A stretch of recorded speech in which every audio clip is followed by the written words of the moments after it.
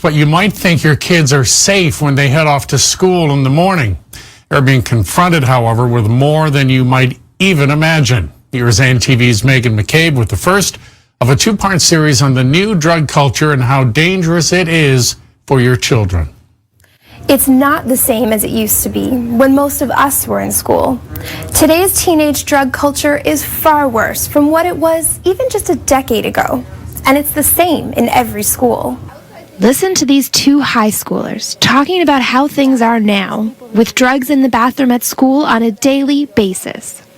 They would hotbox in the bathroom, so they would smoke a lot of weed and they would try and cover it up with Febreze, but the whole school, you could smell it in the whole school.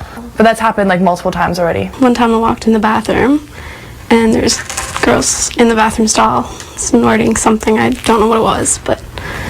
What might be even more shocking? They say you can get your hands on pretty much any drug within hours. So many people selling it in St. John's now that I think you could find your connection to it pretty easily. If you know someone who knows someone who knows someone, you could, yeah. A recent drug survey says students in this province are not smoking cigarettes or drinking as much as they used to, though about half of all students admit to drinking and 30% smoke marijuana. But it gets worse. Cocaine use is at its highest, along with ecstasy and MDMA, or Molly. And while the statistics are a snapshot of what kids are doing, you really have to listen to them. I haven't heard of anyone doing heroin or meth or anything, so nothing that serious, but definitely Molly, crack, shrooms for sure.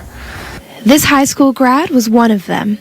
He says, like many kids, he started smoking weed with his buddies when he was 15. All the other drugs I've done since then give you a taste of that. He didn't want to be identified and says no one really has any idea what's going on. For me, the first year there, everyone was smoking weed. Everybody's there, you walk through the hall, you could not walk through the hall without every floor of the school stinking. As you progress through high school, I noticed you go into the bathroom, people crushing up pills on the wall. He's just 20 years old, but he says he's seen his friends die again and again because of drugs. I've had people kick in my door, had guns stuck to their head. People have been shot, I know. And he says he's seen a side of St. John's you can't even imagine. I've been in houses where you just don't even want to tell you the things I've seen. The people shooting up things and standing there talking to you about bullet holes they got in their body. Police and teachers are on the front lines when it comes to drug use in schools. So is Dr. Barbara Thomas, who deals with the dark psychological impact of drug use on young, impressionable minds. And she's seeing them a lot more often these days.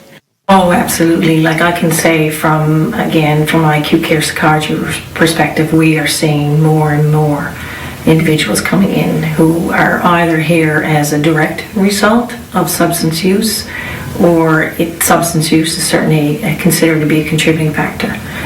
Tomorrow, we'll hear about the consequences of teenage drug use and a mother who suffered the nightmare of finding the lifeless body of her 16-year-old son. Megan McCabe, NTV News.